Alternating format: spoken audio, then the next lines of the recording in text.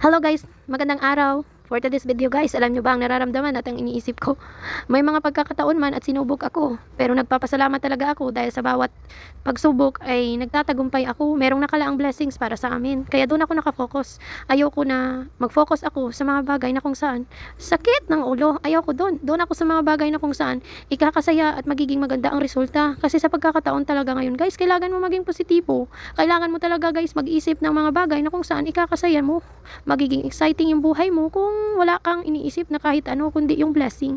Kaya declare the blessing of God. At sa bawat gising natin, it's a big blessing. Hindi na sa pagising natin ay alam na natin kung ano yung problema. Alam na natin kung ano yung ano-ano pa.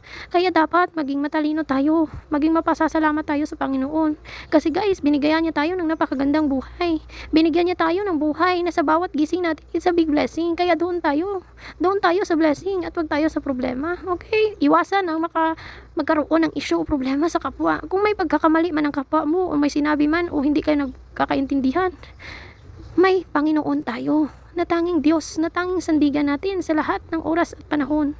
Maging matalino tayo. Kung paano tayo pinatawad ng Panginoon, ganon din ang pagpapatawad natin sa kanila. Maging matalino ba? Wag na natin isipin na humingi pa ng tawag o mag-big deal pa yung issue na yan. Bigyan natin ng pagkakataon na kung saan maging payapa yung ating mga puso. Magkaroon ng kapayapaan yung bawat buhay na meron tayo. Dahil ang kapayapaan ay bumubuo ng kasiyahan.